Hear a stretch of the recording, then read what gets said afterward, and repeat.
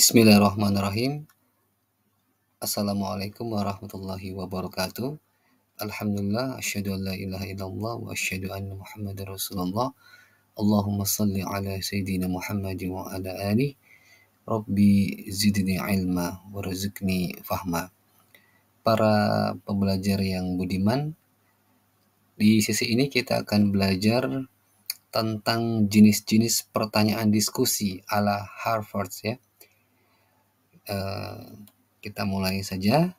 Yang pertama adalah pertanyaan terbuka, mengapa dan bagaimana. Tujuannya adalah mengembangkan kemampuan berpikir dan pemecahan masalah. Contoh, mengapa Anda memilih Harvard? Kedua, pertanyaan diagnostik, analisis dan kesimpulan.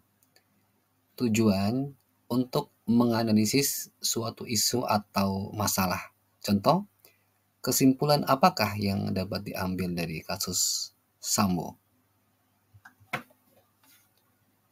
Ketiga, meminta bukti, data.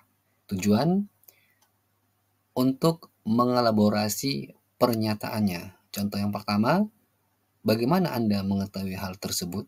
Yang kedua, apakah data dan informasi yang menyebabkan Anda membuat pernyataan tersebut?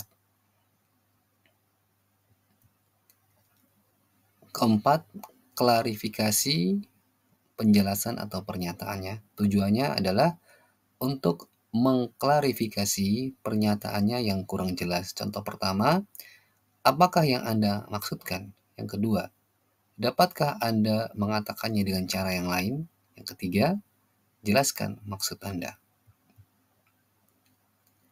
Yang kelima, ekstensi atau melanjutkan pernyataan sebelumnya. Tujuannya untuk melanjutkan pernyataan mahasiswa atau pelajar lain sebelumnya. Contoh pertama, apakah hubungan yang baru Anda katakan dengan pernyataan Budi yang lalu? Yang kedua, apakah komentar Anda terhadap pernyataan Budi tadi?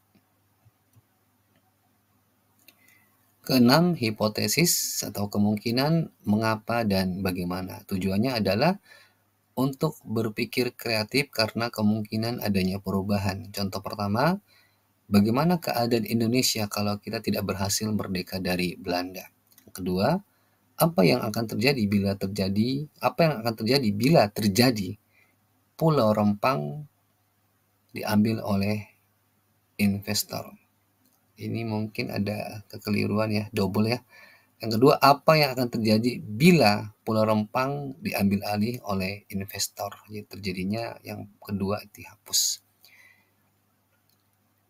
Apa yang akan terjadi bila Pulau Rempang diambil alih oleh investor? 7. Sebab akibat atau menelaah hubungan. Tujuannya adalah untuk mengembangkan kemampuan berpikir kritis. Contoh pertama, apa akibatnya bagi dunia usaha bila harga minyak mentah naik? Yang kedua, bagaimana situasi kita bila Presiden Soeharto tidak mundur pada tahun 1998? Kemudian selanjutnya adalah menguji. Kedelapan ya, meminta bukti meyakinkan. Tujuannya adalah untuk menguji dan memberikan alasan dan atau bukti. Contoh pertama, mengapa Anda yakin akan hal itu? Kedua, apakah bukti dalam kasus untuk mendukung pernyataan Anda? Kesembilan adalah ringkasan atau menyimpulkan. Tujuannya adalah untuk melatih kemampuan kognitif yang lebih tinggi, yaitu sintesis. Contoh pertama, apa saja yang dapat kita simpulkan dari diskusi? Yang kedua, apa saja yang masih belum terselesaikan dalam kasus ini? Demikian tadi beberapa metode di dalam bertanya dalam sebuah diskusi, dan metode ini dititik beratkan pada studi kasus yang mana ini digunakan di kampus yang ternama, yaitu di kampus Harvard. Sehingga diskusi itu akan lebih menarik dan kemudian memberikan hal yang positif. Karena kenapa?